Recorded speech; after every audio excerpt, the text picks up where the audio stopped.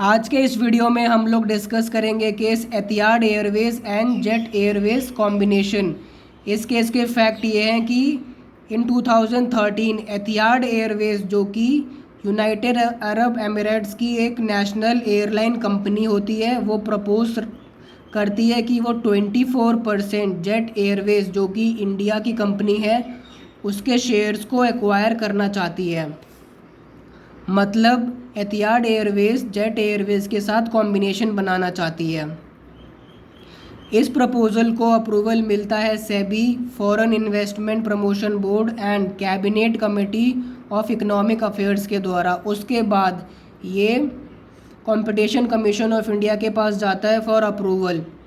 इस केस में इशू ये रहता है कि जो ये प्रपोज्ड कॉम्बिनेशन है, क्या इससे appreciable adverse effect on competition with in India होगा।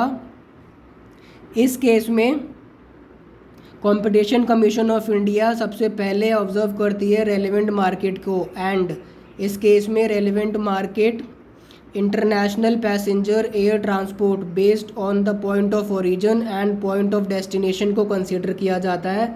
इसके बाद कंपटीशन कमीशन ऑफ इंडिया देखती है कि क्या इससे appreciable adverse effect on competition with in India आएगा। तो सीसीआई ऑब्जर्व करती है कि सिर्फ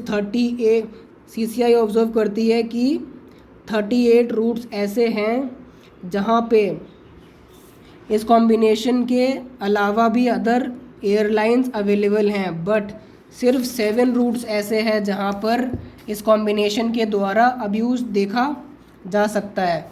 लास्ट में competition commission of India aim and objective observe करती है इस प्रपोज्ड कॉम्बिनेशन के, जो कि होते हैं for improving and expanding customer services.